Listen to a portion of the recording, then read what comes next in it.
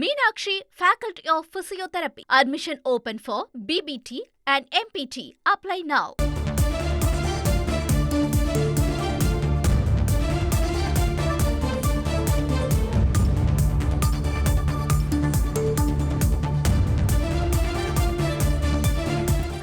தமிழகத்தில் உயிரி மருத்துவ கழிவுகளை முறையற்று இங்கு கொட்டினால் குண்டர் சட்டம் பாயும் என்ற ஒரு மசோதாவுக்கு ஆளுநர் ஒப்புதல் வழங்கியிருக்கிறார். இது தொடர்பான முக்கிய செய்தியை நாம் பார்த்து வருகிறோம். தொடர்ந்து கூடுதல் விவரங்களை வழங்க இணைகிறார் எமது செய்தியாளர் பாஸ்கர். வணக்கம். தற்பொழுது ஆளுநர் ஒப்புதல் அளித்திருக்கக்கூடிய இந்த மசோதாவுடைய முழு விவரங்கள் என்னென்ன?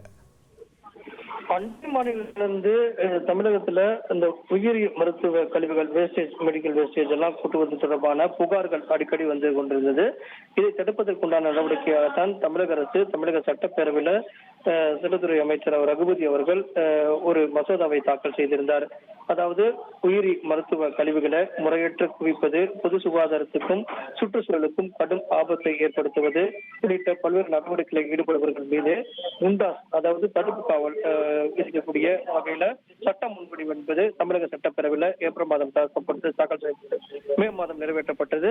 அந்த மசோதாவுக்கு ஆளுநர் RN ரவி அவர்கள் ஒப்புதல் கொடுத்திருக்கிறார். இதன் காரணமாக தமிழகத்துல அந்த உயிரி மருத்துவ கழிவுகளை முறையற்ற குவித்தலோ அல்லது அண்டை மாநிலத்திலிருந்து வந்து தமிழகத்துல மருத்துவ கழிவை கொட்டினால் உடனடியாக நடவடிக்கை எடுக்கப்படும்.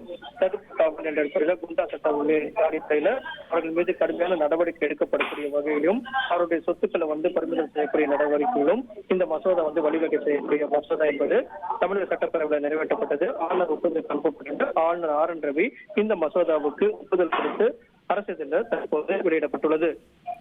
நன்றி பாஸ்கர், உங்களுடைய விரிவான தகவல்களுக்கு. Meenakshi, Faculty of Physiotherapy. Admission open for BBT and MPT. Apply now.